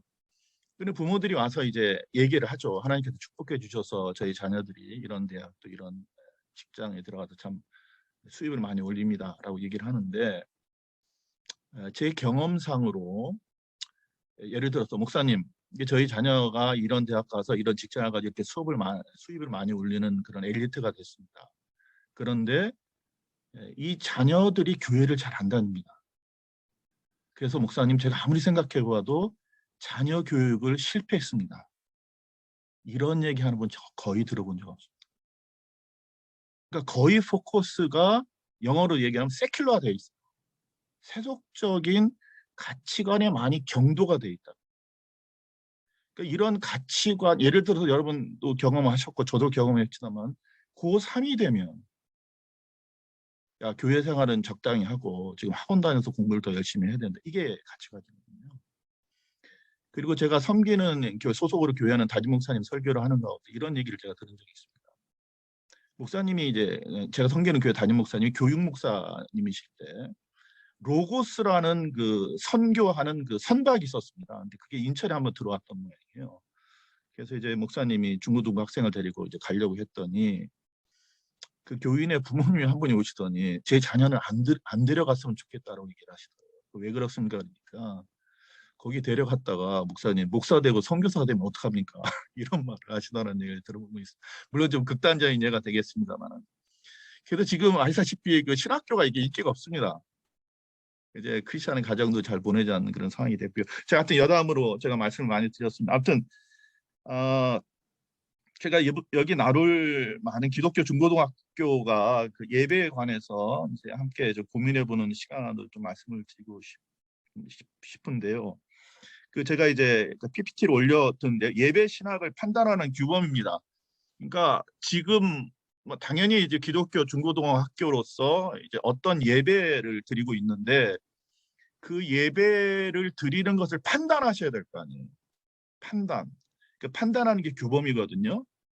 이게 옳은 예배를 드리는지 이 예배가 정당한지를 판단할 때 그 규범이 되는 게 일단은 교단의 예배 신학이죠. 감리교단이니까 웨슬리의 예배 신학을 참고로 하셔야 되겠고, 그 다음에 초대 교부들의 예배 신학입니다. 그리고 더 중요한 건 성경에 나타나 있는 예배 신학입니다. 근데 이 세 개 중에서 우선순위를 따지라면 성경입니다. 그 다음에 초대 교부 시대의 성경 예배 신학이고, 그 다음에 각 교단의 예배 신학입니다. 저희들이 참으로 조심하셔야 될 것은 감리교단은 웨슬리, 장로교단은 칼빈, 루터 교단은 루터, 또 기타 교단의 그 교단을 만든 신학을 절대적인 예배 규범으로 삼게 된다면 상당히 위험성이 있다. 우리는 보다 근본적인 것은 초대 교부 시대의 예배 신학, 또 보다 근본적인 것은 성경에서 나타난 초대교회 예배 신학의 보다 더 중요한 예배 교범을 삼아야 된다 그런 말씀을 좀 드리고 싶고요. 오늘날 여러분이 드리는 중고등학교에서의 예배가 지금 드리는 것을 이제 판단을 하셔야 될 거 아니에요. 그랬을 때 어떤 근거로 지금 우리 중고등학교 드리는 예배를 판단하고 또 개혁의 방향성을 정해야 된다는 것에 대한 질문을 할 때 당연히 이렇게 생각할 가능성이 많아요. 지금 구체적으로 우리 교목이 계시고 이제 교장 선생님이 계시다고 했을 때 이런 예배를 드리니까 아이들이 너무 좋아하고 뭐 예를 들어서 뭐 이런 예가 좀 예를 들어서 뭐 이제 뭐 100명이 왔는데 이렇게 예배를 드리니까 200명이 오고 200명이 드렸는데 300명이 오고 300명이었는데 500 예를 숫자적으로 이렇게 말씀을 드리면 당연히 호응도가 좋고 500명이 모이는 교회 예배 형태가 더 옳은 예배다라고 판단할 가능성이 개신교 예배가 가지고 있는 특징이에요. 근데 이게 양면성이 있어요. 그러니까 현장 목회하시는 목사님들한테서 어떻게 예배를 드려보니까 교인들이 많이 오더라. 그렇게 선호될 가능성이 많이 있습니다.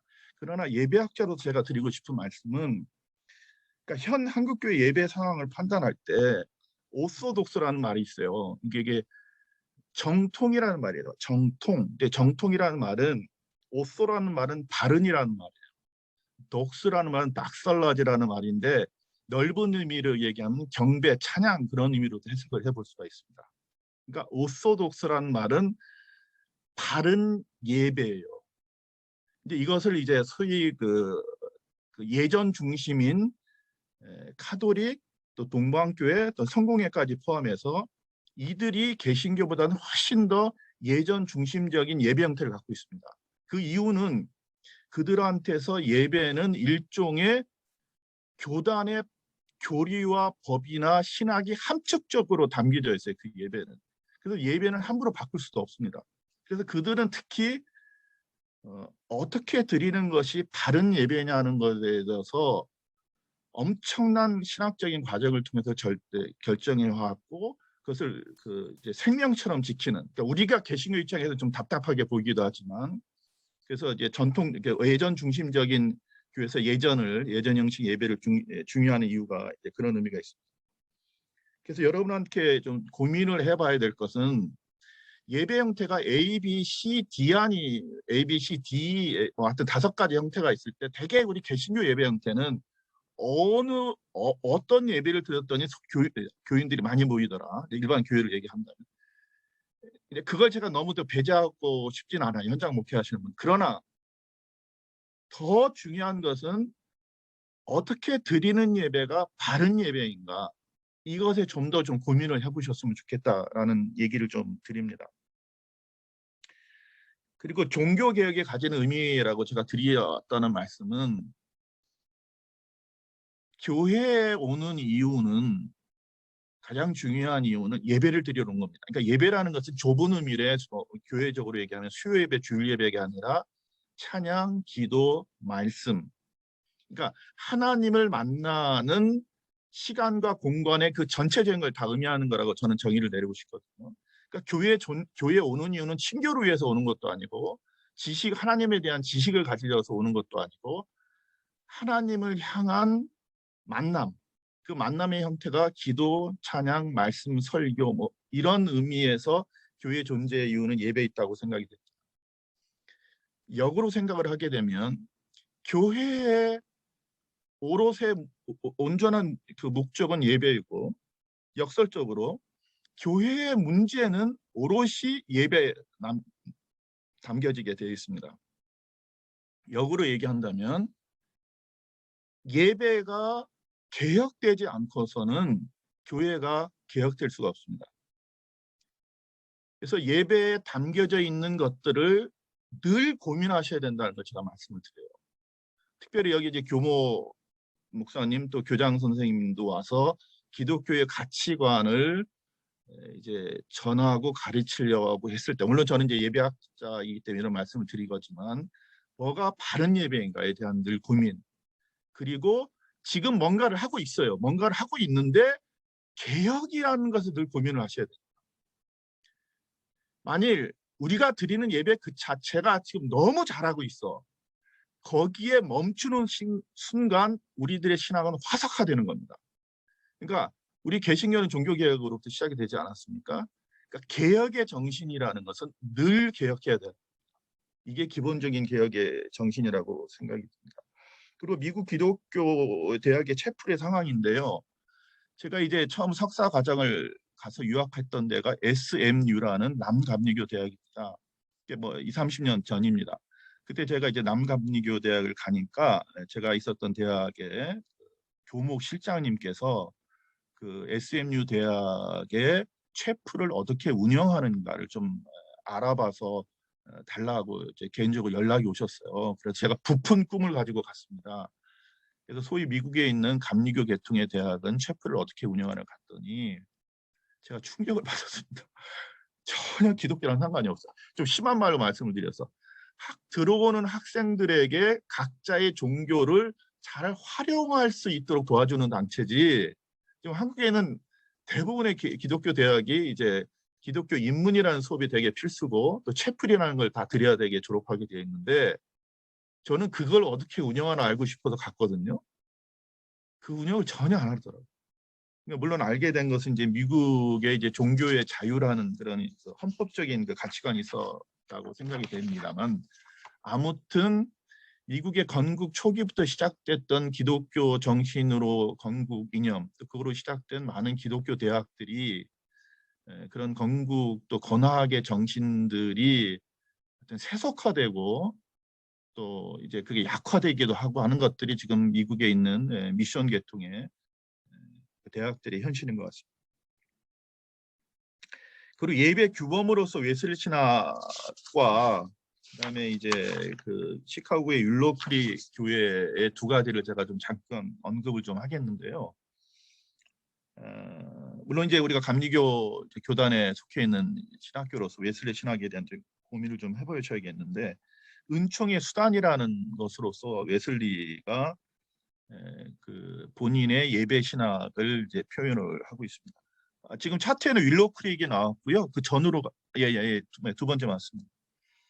근데 은총의 수단이라는 것은 그 여기 말씀대로 은총이라는 것은 형식이 없이 주어지는 것이 아니라 말씀, 표징, 그 밖에 수단으로 통해 주어진다고 좀 얘기를 하고 있고요.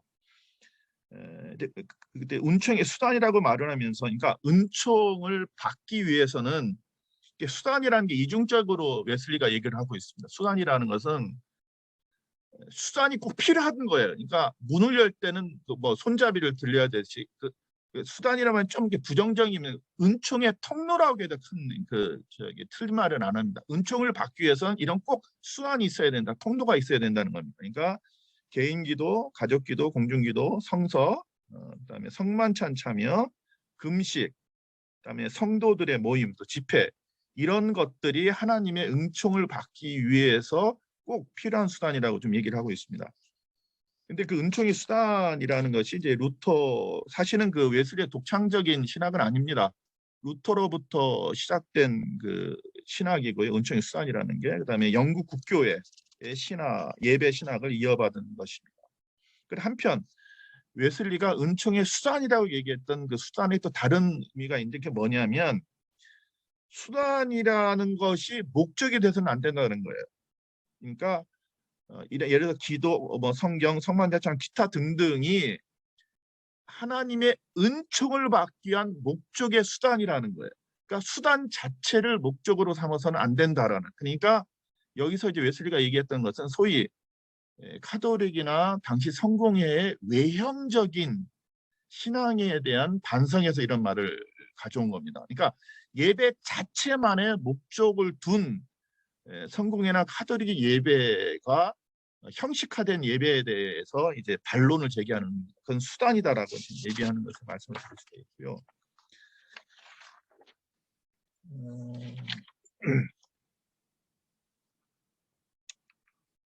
성공의 그러니까 그 웨슬리의 신학을 전반적으로 이해를 하시기 위해서는 저는 뭐 웨슬리 전공자는 아닙니다만은 성공의 신부로서 살다가 이제 하여튼 나는 이제 성공의 교단을 떠날 마음이 없다. 그리고 성공의 신부로서 인생을 마감한 그 웨슬리 신학을 이해를 하셔야 되는데요.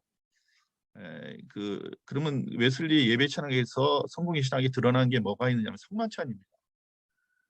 성만찬은 올더스케이트 회심 전이나 회심 이후나 꾸준하게 지속적으로 성만찬을 가져야 된다. 그리고 스스로도 성만찬을 이제 꾸준하게 지켰던 그 웨슬리 신학을 볼 수가 있습니다. 그래서 그 성공의 영향은 성만찬 신학을 강조한 것에 그 영향을 찾아볼 수가 있고요. 그리고 이제 모라비안의 그 영향을 받았다는 것은 여러분 좀 잘 아시는 거라고 생각되는데요. 스판켄이나 진젠도로프, 피터 벨러라는 그 영향을 받습니다. 이제 그 모라비안 교도들로, 그러니까 모라비안 교도는 그 루터파 경건주의자들입니다. 루터파 경건주의자들이 가졌던 기본적인 신앙의 패턴은 뭐냐면은 개인적인 요새 말로 얘기하면 살아있는 하나님의 만난 체험이에요. 그러니까 예수 그리스도가 나의 주님이심을 믿습니다. 나는 그리스도에서 살겠습니다. 이런 내적 분명한 자기 체험적 고백을 할 수 있는 게 루터파 경건주의자거든요. 근데 루터파 경건주의자로부터 그 웨슬리가 영향을 받은 것은 그 전에 가졌던 것은 웨슬리가 지적인 예수님이 나의 구주심을 바랍니다라는 듯한 고백을 해요. 제가 이제 주신 글을 읽어보면 그런 고백들이 있습니다. 그러니까 모라비안 지도자로부터 당신은 예수 그리스도로 주로 고백을 합니까? 뭐 이런 그 도전적인 질문을 받게 돼서 올더스케이트 전에 벌써 웨슬리는 거기에 대한 진정한 고민들을 하게 됩니다. 그래서 그런 고민들을 통해서 이제 올더스케이트 경험을 이제 가지게 된 것이죠. 그런데 이제 모라비안 교도들과 이제 결별을 하게 됩니다. 왜냐하면 모라비안이 가졌던 신앙이 뭐냐면은 잠잠히 있어야 된다. 우리가 구원을 받기 위해서는 잠잠히 있으면 온전히 하나님의 역사를 통해서 일어나기 때문에 교회 출석, 성만찬, 금식, 기도, 성경 그리고 현세적이고 선을 베푸는 일 이런 것들은 생각할 필요가 없다. 하나님의 전적인 역사이므로 이런 모라비안 교도들의 주장에 대해서 그러니까 그 감리교단이 처음에 시작될 때 이제 모라비안 교도들이 좀 있었습니다. 그때 이제 웨슬리가 자기 신학을 점검해 가면서 모라비안 교도들의 이런 예배 신앙에 대해서 반론을 제기한 겁니다. 그래서 은총의 수단이라고 얘기했을 때 은총을 받기 위해서 이런 수단들이 꼭 필요하다고 얘기를 하는 거예요. 그래서 모라비안 교도로부터 결별을 하면서 자기의 또 예배 신학을 형성해가는 웨슬리를 볼 수가 있습니다. 그리고 이제 성공회와 결정적으로 차별이 된 것은 야외 설교죠. 세계는 나의 교구다. 그다음에 즉흥 기도입니다. 자율적인 기도. 대개 성공회나 카톨릭적인 기도서가 있습니다. 기도서를 읽습니다. 그리고 평신도 설교자 파송입니다. 예, 그리고요. 제가 또 결론 부분에 다시 또 반복을 하겠습니다. 윌로크릭 교회로 제가 넘어가겠는데요. 윌로크릭 커뮤니티 처치를 보시게 되면 그 예배 장면들을 살펴볼 수가 있습니다. 제가 이제 시카고를 갔을 때 이제 윌로크릭 교회를 이제 몇 번이라 그랬지만 많이 관심을 가지고 방문할 수가 있는데 그 외벽에는 십자가가 없습니다. 그리고 그 안에도 십자가가 없어요.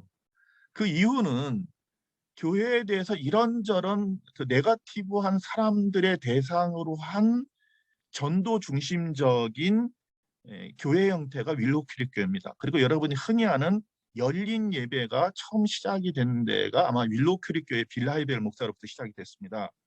빌 하이벨 목사가 윌로우 크릭 교회를 시작하기 전에 배경은 윌로우 크릭 빌 하이벨 목사가 전도사 시절에 이제 중고등부 사역을 하게 됩니다. 그래서 이제 사역을 하게 될 때 기존에 있는 중고등부 학생들한테 야, 니네들 가서 우리 시로 가면 좀 전도를 해와라, 초청을 해라는 이야기를 합니다. 근데 이들이 그 윌로우 크릭 그다음에 빌 하이벨 전도사한테 뭐라고 얘기를 하냐면 우리는 그냥 이대로 예배 형태로 드리면 이제 괜찮은데 전도를 하기는 무리가 있습니다. 우리는 기타 치고 뭐 드럼 치고 이러거든요. 근데 교회에서 피아노 치고 뭐 오르간 치고 이거는 저희들한테 전혀 맞지 않습니다. 그리고 설교 메시지가 많지 않습니다. 이런 기타 등등의 얘기를 합니다. 그때 빌 하이벨 목사가 밴드 그리고 이제 설교 메시지의 내용도 바뀌고 그런 그 예배 형태가 시작이 된 것이 소위 오픈 예배의 시작입니다.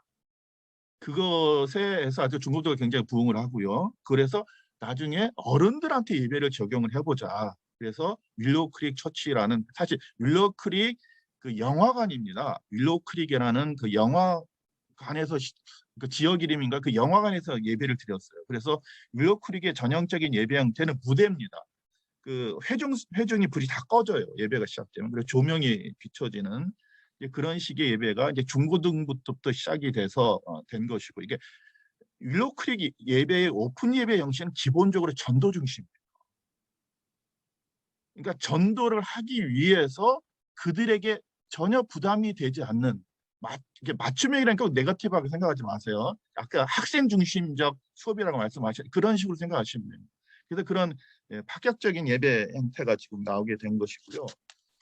그다음에 뭐 제가 또 이제 그 2008년도에 소위 시커스 워십 구도자 중심의 예배가 이제 그때 당시 지금 이제 빌 하이벨 목사님이 담임 목사가 아닙니다만은 그때 당시 그 설문조사를 하게 됩니다. 설문조사를 했더니 하여튼 60% 상당히 많은 퍼센테이지가 윌로우 크릭을 떠날 생각이 있다라는 설문조사를 해요. 그리고 지금 드리는 예배 형태가 내 신앙의 영적 성장에 도움이 안 되라는 피드백을 받습니다. 그래서 상당히 그 변화를 가져요. 제가 그 후에는 그 시카고를 떠난 적에서 어떻게 변화됐는지 구체적으로 알지는 못합니다.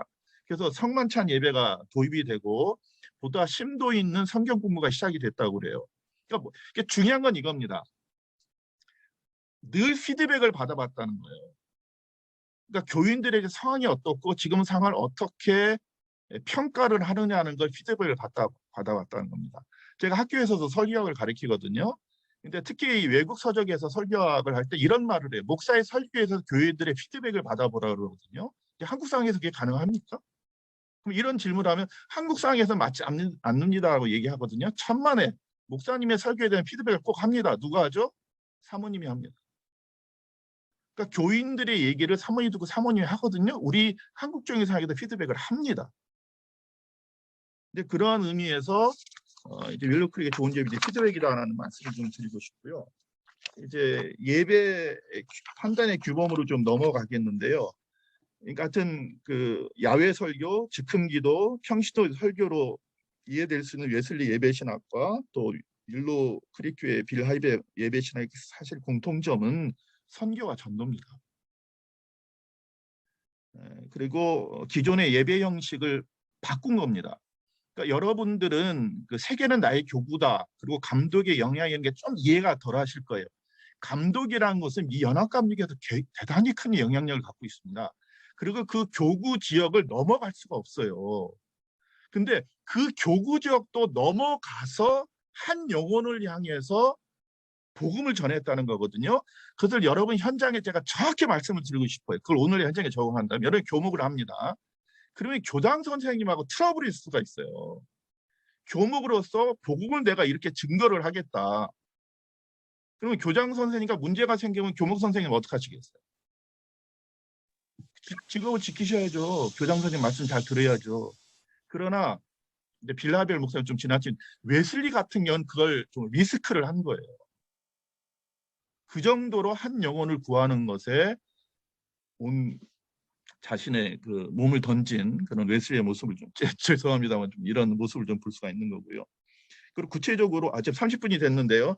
채플 예배라는 용어가 적합한가 이런 것을 좀 제가 좀 토론을 좀 하고 싶어요. 실제 중고등부 학생들이 이제 크리스찬들이 아닌데 그런 것들이 예배란 말이 좀 바꾸는 게 어떻겠나. 그리고 나머지는 뭐 기본적으로 좀 다시는 내용이라고 생각합니다. 솔직한 피드백, 또 문화와 소통, 그리고 학생들이 실질적으로 고민하는 문제들을 예배에서 다룰 수 있어야 된다고 생각을 합니다.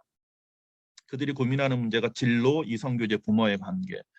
그리고 윌로 크리크에서 참으로 파격적인 경험을 제가 말씀을 한두 개 드리면 이제 믿지 않는 대상으로 예배, 하여튼 시커스 워십, 구도자 예배를 드릴 때 한 번을 갔더니 이혼에 관한 이슈를 다루는 거예요.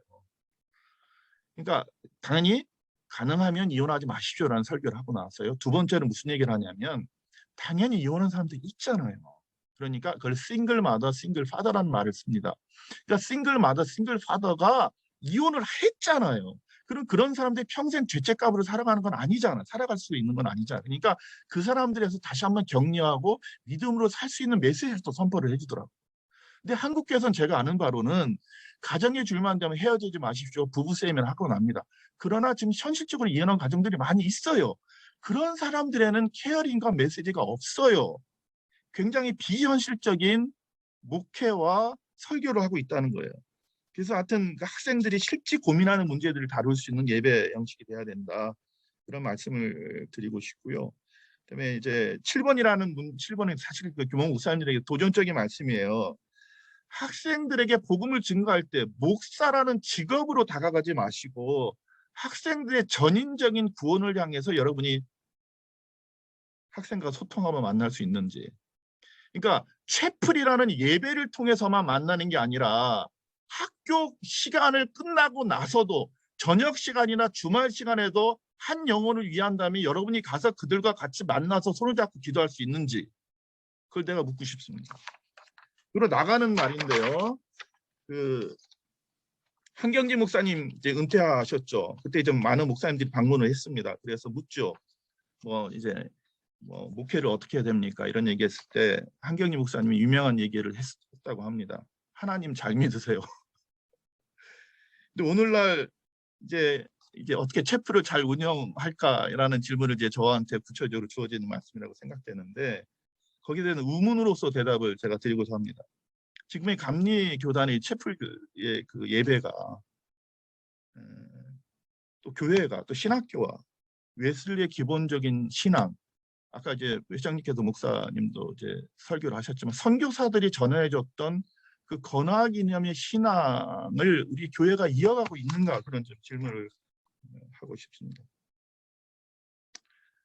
예, 그리고 이제 마지막입니다.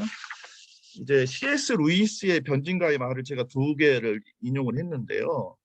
첫 번째, 가치관이 결여된 교육은 그것이 아무리 유용하다 할지라도 사람이 아닌 영리한 악마를 만들어낼 뿐입니다. 직업 중심의 좋은 대학 가고 좋은 직업을 가졌 것을 추구하는 세속적인 그 잘못된 방향의 우리 기독교 신앙을 우리 가르쳐 줘야 될 이유가 여기 있지 않나요? 또 한 가지는 스스로 선해지기 위해서 열심히 노력해보지 않은 자는 얼마나 악한지 결코 알 수 없습니다. 그러니까 웨슬리의 선교지에 가서서 이 실패가 아니라 이제 고민하고 추구했었던 거기에 그 진실된 그 웨슬리의 모습이 있었기 때문에 또 하나님께서 웨슬리의 올더스케이스의 회심을 통해서 웨슬리를 쓰신 이유가 여기 있다고 생각합니다. 이상입니다. 감사합니다.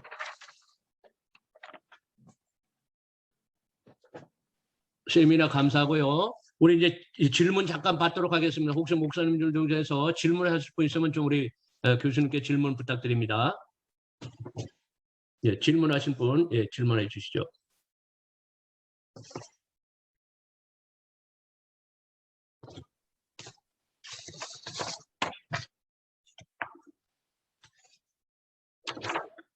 자, 없으십니까? 누구 좀 이렇게 목사님들 질문하실 분 없으시나요? 지금 죄송한데 그 예배라는 말에 대해서 제가 이렇게 질문을 드렸는데 거기서 누가 좀 대답을 좀 해줄 수 있나요? 제가 교모 목사님들한테 질문을 했습니다. 되게 종교라는 말을 좀 종교 시간이라는 말 좀 쓰시던데.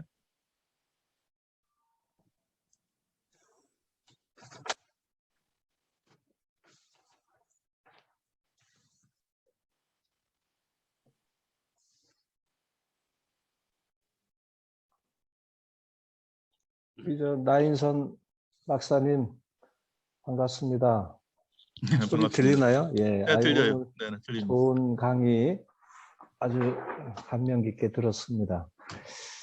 근데 이제 저희들이 고민하는 것은 뭐냐면 지금 나 박사님이 설명하신 내용들은 사실 이제 전통적인 교회 안에서의 이제 예배를 주로 이제 학문적인 방향으로 이렇게 설명을 해주셨는데 저희들의 고민은 뭐냐면 이게 이제 단계별로 우리가 이제 여기 계신 분들은 중학교 교목도 있고 고등학교 교목도 있단 말이에요. 근데 아무래도 이제 중학교 대상의 이제 학생들 대상으로 연령층에 예배하고 그다음에 고등학교를 대상으로 하는 그 학생들을 대상으로 하는 그 예배하고 또 일반 성인들을 대상으로 하는 예배하고 이제 대학교 같은 경우는 대학생들을 대하는 예배하고 그런 형태가 이제 각각 연령별로 이게 달라야 된다고 생각이 되거든요. 네네. 네, 당연히 이제 그래야 되는데 근데 그거를 이제 일반화시켜서 가령 이제 중학교 대상 학생들에게 아니면 뭐 대학생에게 해당되는 그런 대상으로 예배 형태에 대해서 그게 연령별로 우리가 예배를 다양화해야 되는지 아니면 전통적으로 그렇게 예배 형태, 정형화된 예배 형태를 가져야 되는 것이 옳은 건지 일단 이제 그런 것이 하나의 의문점이 있습니다. 접근을 어떤 식으로 해야 되는지. 거기에 대해서 뭐 일단은 사실 저한테 주어진 요청의 그 주제는 채플 예배를 좀 어떻게 했으면 좋겠냐는 건데 사실 제가 지금 현장에서 중고등부의 채플 예배가 어떻게 되고 있지를 못하기 때문에 저는 제 주제에 좀 벗어난 것 같고요. 제가 원리적인 것으로밖에 적용하지 못하는데 아까 말씀드린 유년부 주일학교 아이들이 고민하는 문제가 다르고 중학교 고등 아이들이 고민하는 문제가 다르고 고등학생들이 고민하는 문제가 다르잖아요. 그 문제를 파악을 해야 된다. 그에 대한 말씀을 드리고 싶고 그럼에도 일관적으로 지속되는 예배 형태는 있어야겠죠. 뭐 찬양, 기도, 말씀, 기타 등등. 그리고 구체적인 원리로서는 웨슬리의 신학을 제가 좀 얘기하고 싶었고요. 구체적인 적용으로서 윌로크리 예배를 좀 들고 싶었던 겁니다. 그러니까 뭐 윌로크리 예배가 더 완전한 예배는 아니지만 그러나 그 윌로크리의 소위 오픈 예배 시커스 워시가 사실 굉장히 파워풀하게 영향을 미친 건 맞아요. 왜냐하면 미국 교회도 마찬가지지만 한국 교회에서도 좀 진보 보수를 다 떠나서 경배 찬양 예배는 같이 정착화되어 있습니다.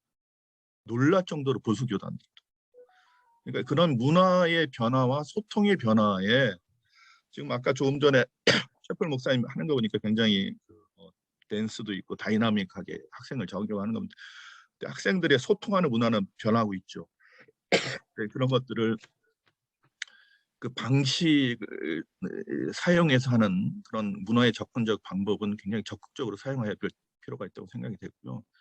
그리고 윌로크리 교회에서 음악의 밴드, 그다음에 스킷이라는 연극 형태, 그리고 매스미디어 사용 같은 건 굉장히 파격적인 것이었습니다. 그때 그 시대적 상황에 따르면. 근데 그게 정착이 됐고, 그러니까 죄송합니다. 성공이라는 말을 좋아하지는 않지만 성공을 했고 전 세계적인 영향을 미쳤거든요. 근데 여러분들이 놓치는 게 하나 있어요. 뭐냐면 빌 하이베르 목사가 굉장히 보수적인 사람이에요. 근데 빌 하이베르 목사가 보수적인 데서 이런 형태를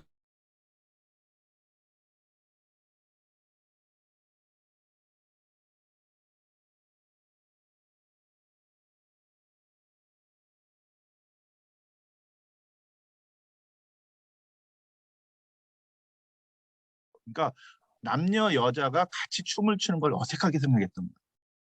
굉장히 보수적인 믿는 거예요. 그러나 그들한테 복음을 증거하기 위해서는 어떤 수단도 쓸 수 있다는 거예요. 근데 굉장히 조심스럽게 생각하셔야 돼요. 그래서 그 파격적인 그런 예배 형태가 나온 게 그런 거고 아까 얘기했던 그 이혼의 문제 그리고 심지어는 어떤 빌라이베스 얘기하냐면 한 번은 예배를 갔더니 다음 주는 다른 종교인들을 불러다가 다른 종교인들의 예배를 한번 들어보겠대요. 아니 이 사람이 제정신인가. 근데 시커스 워십들이 당연히 오게 되면 질문하는 게 있잖아요. 기독교 신앙, 불교, 이슬람, 다른 종교의 차이가 뭔지라는 질문을 하지 않겠습니까? 당연히. 그러니까 빌 하이벨 목사 그 다음 주에 진짜 다른 종교들 불러. 그 앞에. 다 불러가지고 그 종교의 경전은 뭡니까? 특이점 뭡니까? 다 물어보더라고요. 굉장히 프랙티컬하고 굉장히 현실적이에요. 그래서 아이들한테 실질적, 그러니까 행사를 위한 것을 제발 좀 하지 마시고 아이들이 고민하는 것을 문제를 적용하시려고 좀 했으면 좋겠다는 생각이 들어. 변화가 돼야 되지 않겠습니까? 그리고 아까 윌로크릭이 또 받은 장점은 뭔가 꾸준히 피드백을 받아보면, 제가 윌로크릭을 그 완벽하다고 이해한 절대로 아닙니다. 그 원리를 좀 보겠다는, 계속해서 피드백을 받아보고 계속해서 개혁을 해야 되는 그 고민들이 훨씬 더 중요하다는 겁니다. 그리고 한 영혼을 사랑하는 그 마음이 있을 때 그런 다양한 그 수단이 있을 수 있다는 생각이 들어요. 수단의 목적을 두게 되면은 또 웨슬리 적용하게 되면 이게 그 외형적이고 그게 또 하나의 외형과 형식되고 그 무슨 그 서류 작성하게 되고 거칠해적인 것이 될 수가 있잖아요. 실질적으로 학생들의 삶을 변화시키는 그게 이제 우리 기독교의 그 원래 정신이니까 이제 거기에 좀 이게 맞춰야 되지. 이게 너무 외형적이고 들뜬 뭐 이런 예배도 우리가 좀 조심을 할 필요는 있다고 생각됩니다. 그러니까 늘 변화해야 된다. 그리고 그 원리적인 의미에서 또 빌 하이벨 목사랑 특히 웨슬리에 있어서 그 한 영혼을 사랑하고 또 웨슬리 당시에도 웨슬리만큼 설교를 잘했던 목사들도 많이 있거든요. 근데 웨슬리를 통해서 메소디스트라는 감리교 운동이 시작된 이유는 또 뭐가 있느냐면 속회나 밴드를 만들어서 그 영혼을 다 케어링을 해줬어요. 그게 감리교 운동이 시작된 그 초점이거든요. 그러니까 제가 지금 사실 여러분한테 도전적인 질문을 드린 것은 교목으로서 직업이 아니라 그 학교라는 범주를 넘어서서라도 이 학생들을 케어링하고 돌보고 신앙으로 이제 전할 수 있는 직업을 벗어난 소명으로서의 교목 사역을 하고 계신가, 이걸 제가 도전을 하고 싶어요. 네. 질문이 없네요. 교수님, 제가 잠깐 질문 하나 하겠습니다. 네네. 저기 나 박사님, 네네. 제가 질문 하나 하겠는데요. 학생들과 문화 소통을 반영하는 그런 어떤 예배, 문화에 대한 어떤 접근, 뭐 이런 이제 그걸 공감하고 저도 받아들이는데요. 자칫 잘못하면 이게 뭐냐면 학생 흥미 위주의 예배, 인간 중심의 예배로 빠질 수 있다는 거죠. 우리는 결국은 하나님 중심의 예배, 말씀 중심의 예배로 가야 되지 않을까, 그죠? 이런 위험성이 있는데 거기에 대해서는 조금 말씀을 좀 해주시면. 이게 잘 보셨어요. 그러니까 네. 기술이 아니고 사람이에요, 사람. 네. 사람이라고요. 그러니까 이게 어느 형태가 다 이게 무슨 그 옳다라고 얘기할 수가 없어요. 그리고 여러분, 그러니까 오픈 예배, 기타 치고 드럼 치고 천만에 빌 하이벨 목사 굉장히 보수적인 사람이에요. 굉장히 보수적인 사람이고 열린 예배는요 전도하기 위해서 생긴 프로그램이에요. 전도하기. 그러니까 빌 하이벨 목사가 제가 말씀드렸죠. 그 윌로 크리키라는 소위 오픈 예배가 시작되게 중고등부터 사역을 잘했던 사람이에요. 그러니까 그러니까 보세요. 중고등부 사역을 딱 시작할 때마다 여러분도 다 사역 해보셨지 않아요? 야, 니네 가서 전도해야. 그거 쉽지 않잖아요. 벌써 가자마자 사역 시작할 때 니네 가서 애들한테 전도해와. 그렇게 얘기를 한 거예요. 그리고 그들로부터 피드백을 받아. 그리고 그것을 적용을 해. 근데 외형적인 기술적인 건 하나 중요한 건 영혼 사랑이 있었던 거죠. 복음 전하는 거. 그러니까 에반젤리즘에 그한 철저한 열정이 있었던 거예요. 그걸 보지 않고 기타 치고 드럼 쳐야 돼? 예배 드려야 돼? 맞아요. 손 들고 그렇게 이거 받아들이는 거 아무 의미 없어요. 예. 다른 분 또 뭐 질문 있으시나요? 시간이 조금 지났는데 어떻게 또 다른 분 좀 질문 받으실까요? 네, 교수님, 제가 지금 한번 물어보고 싶은 게 있는데요. 저 819 임원순 목사라고 합니다. 네네. 빌 하이벨스 목사님을 좀 이렇게 많이 이야기하시는데 여기에 있는 교목 목사님도 잘 아시겠지만 우리 빌 하이벨스 목사님이 자신의 사역은 공식적으로 실패한 것 같다라고 얘기하셨다는 거 혹시 알고 계신지 모르겠어요. 네네. 책을 썼거든요. 그래서 숫자로는 성공했을지 몰라도 예수 그리스도의 참된 제자를 만드는 일에는 실패했다라고 이렇게 얘기했단 말이죠. 네네.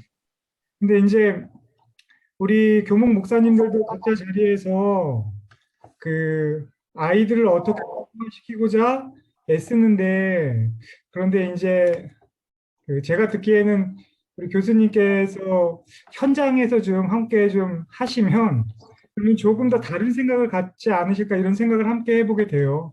이제 무슨 생각이신 거죠? 그러니까 저희가 우리 각 교목 목사님들이 또 우리 회원들이 있는 자리에서 지금 교수님의 이제 도전적인 정신은 우리 마음에 간직하겠으나 그럼에도 우리가 다시 한번 웨슬리의 신앙으로서 이렇게 도전을 받고 나간다면 일단 그것이 너무 좋겠다 이런 생각을 하게 되고요. 변함없이 외형적인 것보다 이 내면의 한 사람을 변화시키는 이것에 관점을 갖는 것이 바람직하지 않은가라는 이런 생각을 지금 해보게 돼요. 그래서 우리 교수님 말씀을 들으면서 마음에 두고 있는 말씀을 좀 함께 나누고 싶어서 잠시 말씀을 드렸습니다.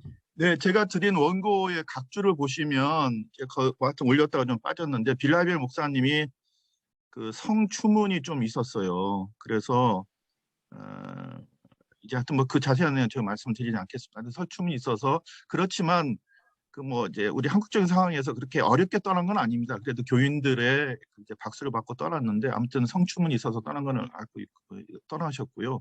근데 지금 드릴 말씀은 2008년도경에 아까 조금 전에 말씀드린 대로 피드백을 받아본 거예요. 피드백을 받아봐서 그런 충격적인 소식을 듣습니다. 그래서 내가 지금까지 목회해온 게 뭔가 영적인 성숙을 못했구나, 그래 실패를 했구나라는 게 이제 2008년도에 나오기 시작하는 거예요. 이제 중요한 게 놓치셔서는 안 되는 거예요. 피드백을 받아봤다는 거예요.